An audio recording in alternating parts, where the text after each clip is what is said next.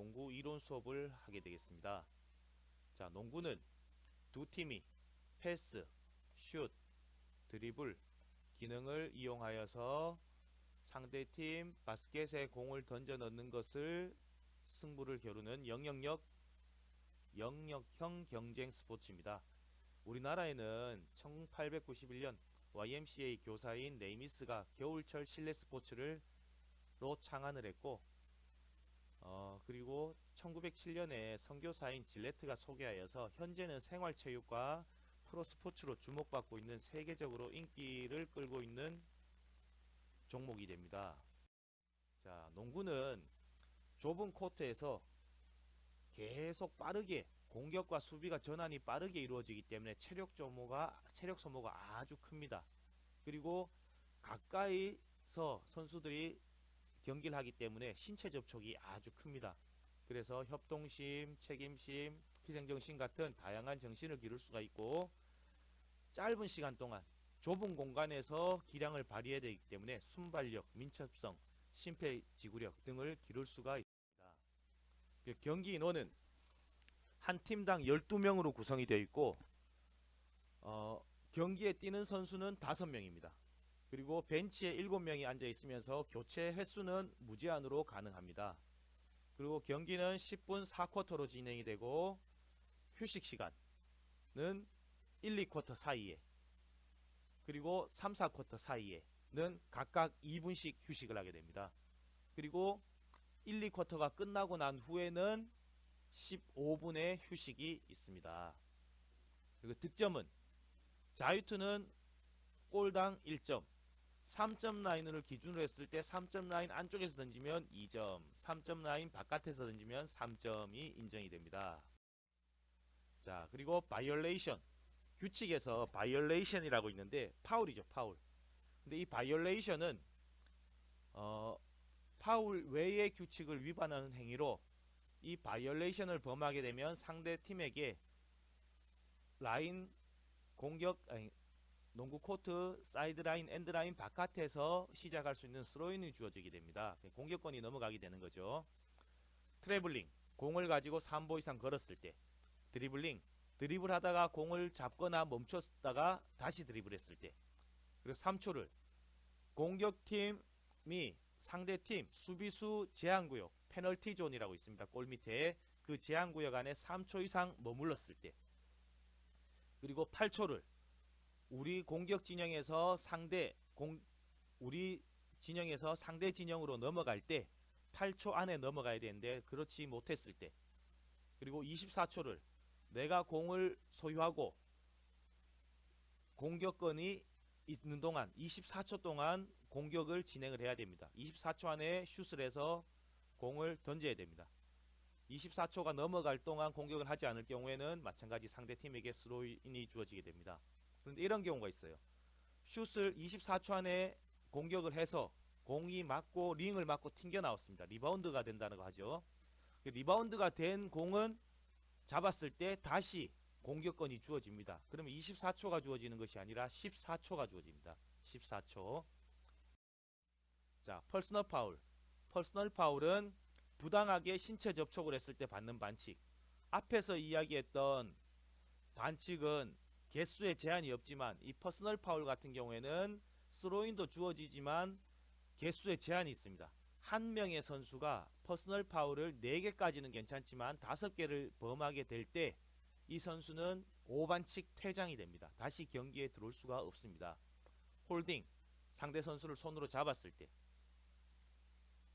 손으로 잡거나 아니면 팔로 감싸서 안아버렸을 때, 그리고 차징, 어깨로 몸으로 부딪혔을 때, 그리고 부딪히거나 밀게 될 경우가 되겠죠. 푸싱, 손으로 밀었을 때, 트리핑, 다리를 걸었을 때 다 퍼스널 파울이 됩니다. 자, 농구의 경기 방법과 규칙은 팀 파울이 있습니다. 한 쿼터당, 한 피리어드당 한 팀이 파울을 4개까지 할 수가 있어요. 근데 그 이상을 하게 되면 어떻게 되냐? 5개의 파울을 범할 때, 5개의 파울 때부터는 상대팀에게 자유투를 2개를 줍니다. 무조건 자유투를 2개를 줍니다. 그러니까 상대팀 같은 경우에는 쉽게 득점을 할 수가 있겠죠. 그리고 테크니컬 파울, 스포츠맨십이나 페어플레이 정신에 어긋날 때 팀 벤치에다가 부과되는 파울로 상대팀에게 자유투를 안겨주는 거죠. 너무 심판한테 과하게 어필하면서 경기 진행을 좀 방해를 하거나 아니면 욕을 해버리거나 했을 경우에는 상대팀에게 자유투를 한 개 주고 공격권도 주게 되는 겁니다. 그러니까 엄청난 페널티가 되는 거죠.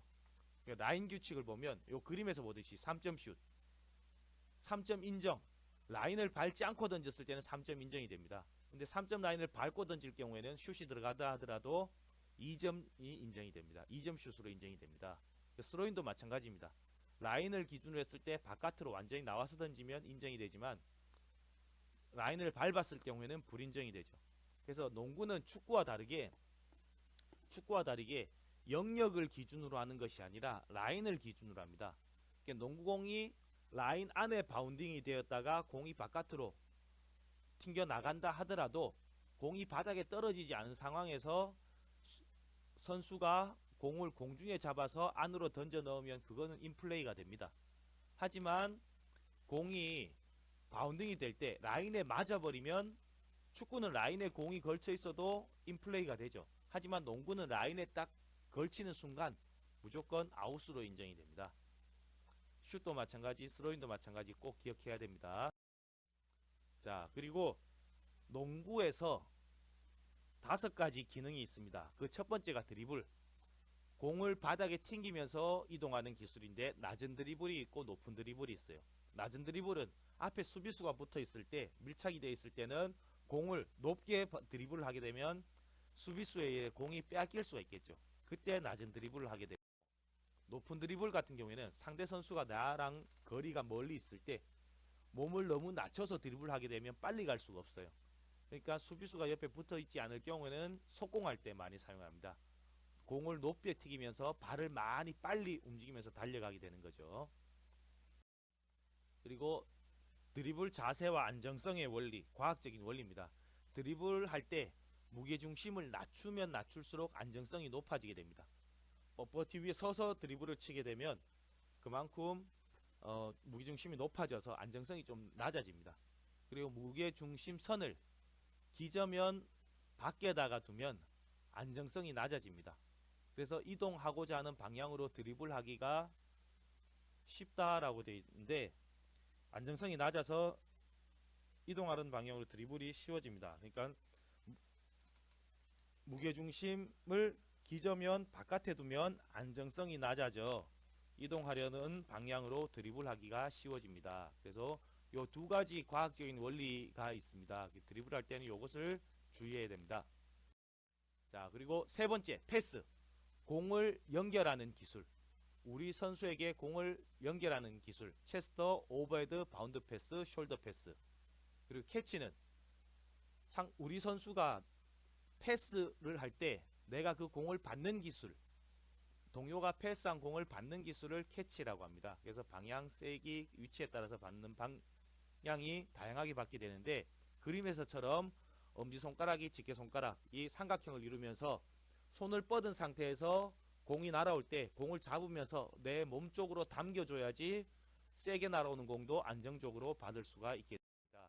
그래서 체스터 패스, 정확성이 높기 때문에 가까운 거리를 패스할 때, 그리고 오버헤드 패스는 공격수와 공을 받는 동료 사이에 수비수가 있을 때 머리 뒤에서 던지게 됩니다. 그럼 조금 더 멀리 던질 수가 있겠죠. 그리고 바운드 패스, 수비수가 가까이 있는데 손을 벌려서 수비수를 할 때, 수비수가 수비를 할 때 자세가 너무 높아 버리면, 위로 던지려고 할 때는 수비수가 자세가 높아 버리면 패스할 공간이 없겠죠. 그럴 때는 땅바닥에 튀겨서 바운드를 해서 패스를 할 때 사용을 합니다. 자, 그리고 네 번째, 슛. 득점을 하기 위해 공을 림 방향으로 던지는 기술이 되는데 점프슛, 세트슛, 레이업슛. 무릎, 팔꿈치, 손목, 스냅을 이용하고 일직선으로 만들어야지 공이 날아가는 방향이 일정하고 일관성 있게 날아가게 됩니다. 자, 세트슛은 그림에서 보는 것처럼 자, 이마까지 공을 올렸다가 팔꿈치를 펴면서 손목 스냅을 이용해서 슛을 하는데, 이런 때는 경기 중에 자유투 할 때 많이 나옵니다. 자유투. 그리고 점프슛은 세트슛이랑 똑같지만 점프를 해서 최고점에 달했을 때 팔꿈치와 손목 스냅을 이용해서 포물선을 그리면서 던지는 슛이 됩니다. 일반 경기 중에 많이 나오는 슛이 되겠죠.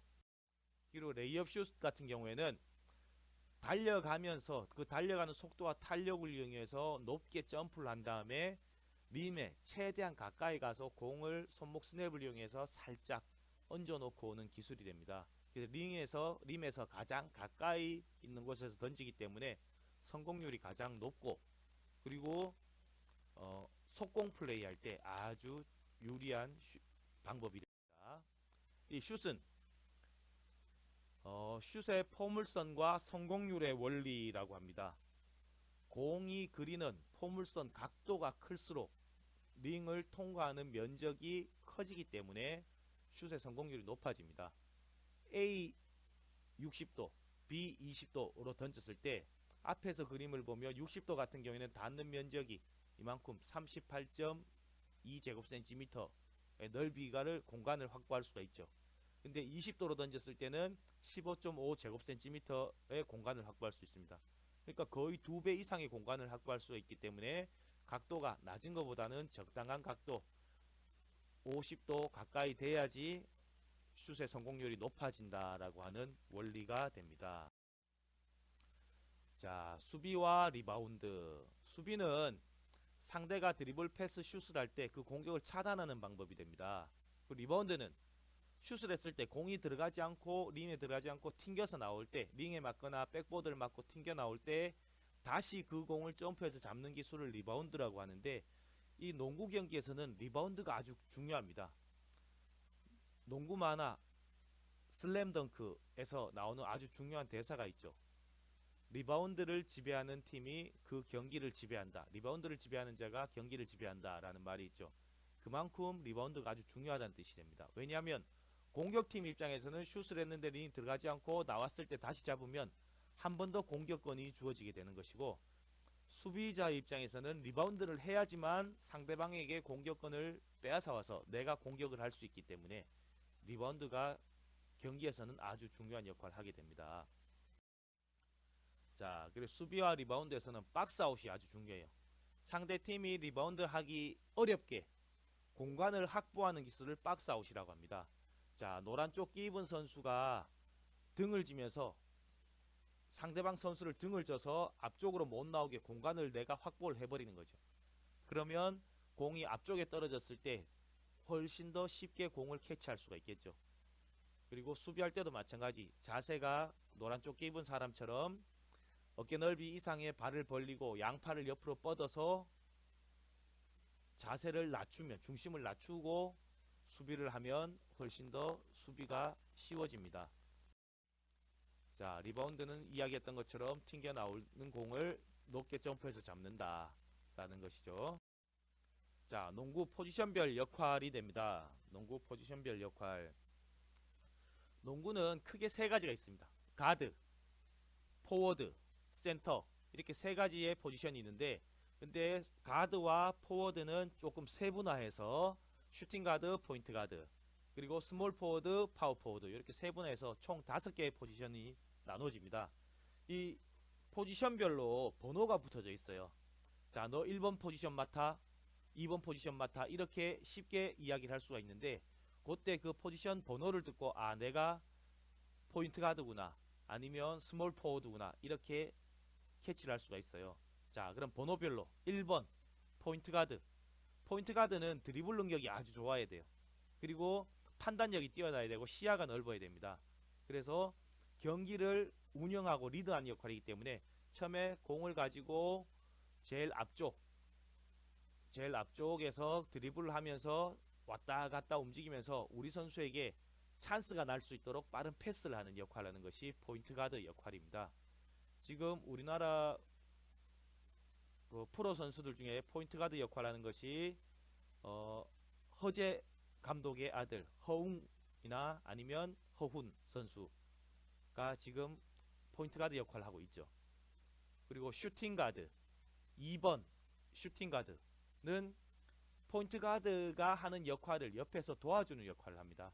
하지만 그것만 하는 것이 아니라 이름에서 나오듯이 슛도 같이 합니다. 그래서 외곽 슛도 성공률이 높은 선수를 슈팅 가드라고 합니다. 전반적으로 슈팅 가드나 포인트 가드 같은 경우에는 키가 조금 단신이죠. 단신, 조금 작은 편에 속합니다. 농구 선수에 비하면. 그래도 요즘 농구 추세를 보면 가드들도 키가 조금 커가고 있는 추세입니다. 요즘 가드들도 옛날 농구 선수들 같은 경우에는 180 정도 되면 가드를 많이 봤는데 요즘은 190 이상 되는 가드들이 많아요. 그리고 3번 스몰 포워드, 주로 슛을 전담하고 있습니다. 슛을 전담하고 있어서 다른 말로는 그 슈터라고 이야기합니다. 슈터. 그래서 3점 라인에서 공을 많이 던져서 슛을 하는 선수가 되고, 이 선수 같은 경우에는 속공과 리바운드도 참여는 합니다. 하지만 이 5명의 선수들 중에서는 득점력이 가장 높은 선수가 됩니다. 그래서 3번 스몰 포워드. 그리고 파워 포워드는 골밑으로 파고드는 역할을 많이 하고 상대 선수를 골밑에서도 방어도 하지만 내가 공격을 할 때도 골밑에서 리바운드를 하면서 골밑슛도 하고 파고들고 하는, 돌파도 하고 하는 역할이 됩니다. 4번 파워 포워드. 그리고 지금 예능에서 아주 활발하게 활동하고 있는 현주엽 감독이 예전에는 파워 포워드 역할을 했었어요. 그리고 5번 센터. 우리나라 국보급 센터, 공영센터 서장훈 선수가 있죠. 지금은 농구를 그만두고 예능을 하고 있는데 가장 키가 큰 선수가 보통 센터를 많이 하고 있습니다. 5번 센터가 됩니다. 골밑에서 골밑슛, 공격할 때는 골밑슛이나 가능하다면 덩크슛도 하고, 그리고 리바운드도 하게 됩니다. 그리고 수비할 때는 골밑에서 파고들어서 슛을 하는 선수들의 블로킹도 많이 하게 되고 키가 크니까, 그리고 수비 리바운드도 많이 하는 역할이 됩니다. 그래서 5개의 포지션, 1번 포인트 가드, 2번 슈팅 가드, 3번 스몰 포워드, 4번 파워 포워드, 5번 센터. 그 포지션별 역할과 번호를 기억해야 됩니다. 자, 그리고 공격 전술, 속공법. 혼자 하는 1인 속공법. 상대 전방에서 상대 선수의 공을 가로채서 혼자 드리블 쳐서 빨리 공격하는 1인 속공술. 2인 속공술, 2대1 패스를 통해서 수비수를 제치고 속공하는 방법. 그리고 리바운드를 했을 때 리바운드를 하고 우리 선수에게 가드에게 연결하고 전방으로 뛰고 있는 선수에게 다시 연결하는 3인 속공법이 있고, 또 리바운드 속공법. 센터가 공을 리바운드를 하자마자 재빨리 골대 쪽으로, 상대편 골대 쪽으로 달려가고 있는 우리 선수에게 롱 패스를 해서 하는 리바운드 속공법. 이런 것들이 있습니다. 그리고 여러가지 지공법은 스크린 플레이. 스크린이라고 하는 것이 하나의 막이죠. 막. 스크린 막을 하는 거죠. 그래서 여기 녹색 선수를 보면 A 선수가 B 선수를 수비하고 있는 빨간색 선수 옆에 와서 그냥 자세를 잡고 멈춰 서버립니다. 그러면 B가 A 선수 등 뒤로 돌아서 공격을 하게 되는 거죠. 그러면 수비수는 A 선수에게 가려서 수비를 A 선수에게 가려서 B 선수를 막을 수가 없게 되죠. 이것을 스크린 플레이라고 합니다. 이때 공격 A 선수 같은 경우에는, 녹색 A 선수 같은 경우에는 가만히 서 있어야 됩니다. 자세를 잡고. 만약 발을 움직이면서 수비수를 따라가 버리게 되면 진로 방해가 됩니다. 그러니까 가만히 서 있을 경우에는 정상적인 공격 방법이 됩니다. 그리고 백도어 플레이는, 자, A가 B에게 공을 패스한 다음에 수비수의 윗그림처럼 A가 뒤로 돌아올 경우에는, 뒤로 돌아올 때 B가 패스를 해주면 백도어, 뒷문이 열렸다라고 해서 백도어 플레이라고 합니다. 하지만 반대로 A가 수비수의 앞쪽으로 돌아올 때 공을 앞으로 패스를 해주는 것을 컷인 플레이, 잘라서 들어간다라고 해서 컷인 플레이가 됩니다. 뒤로 돌면 백도어, 앞으로 들어오면 컷인 플레이가 되죠. 페이크는 수비수를 속이는 동작입니다. 방향 페이크가 있고 슛 페이크가 있습니다. 방향, 왼쪽으로 가려다가 수비수가 왼쪽으로 치우쳐지게 되면 오른쪽으로 돌파하는 기술. 그리고 슛 페이크는 슛 동작을 한번 하게 되면 수비수가 중심 위로 올라오겠죠. 그때 낮은 드리블을 이용해서 돌파. 것이 됩니다. 그리고 수비 전술은 대인 방어, 1대1 방어, 맨투맨 디펜스라고 하는데 이거는 체력 소모가 아주 많아요. 하지만 장점은 외곽 슛은 아주 방어가 쉬워요. 하지만 개인기가 좋은 선수가 있을 경우에는 쉽게 뚫릴 수가 있습니다. 그걸 막기 위해서 지역 방어, 존 디펜스라고 하는데 요거는 개인 돌파하는 선수를 지역을 정해져 있기 때문에 개인 돌파가 어려운 대신 반면에 외곽 찬스의 기회가 많이 나옵니다. 그래서 서로 장단점이 있습니다. 선은 위치에 따라서 2-3 지역 방어, 3-2 지역 방어, 1-3-1 지역 방어 다 장단점이 있으니까 거기에 맞춰서 수비를 하고 하게 되면 됩니다. 자, 그래서 농구는 수비 전술, 공격 전술까지 이렇게 마무리를 하겠습니다. 이상입니다.